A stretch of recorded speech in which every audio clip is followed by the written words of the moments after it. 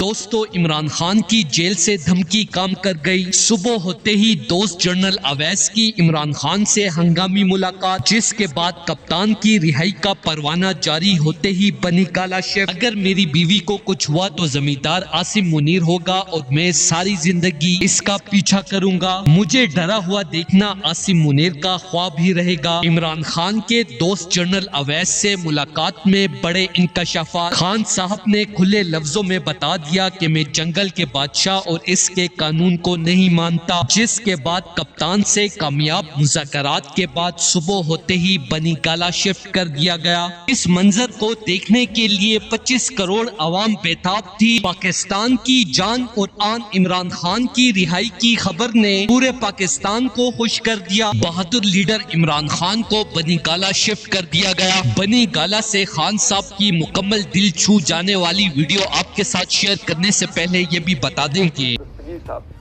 तैनात हैं, तो अब इन्होंने जाकर ये मुलाकात की है, ज़रा बताते हैं।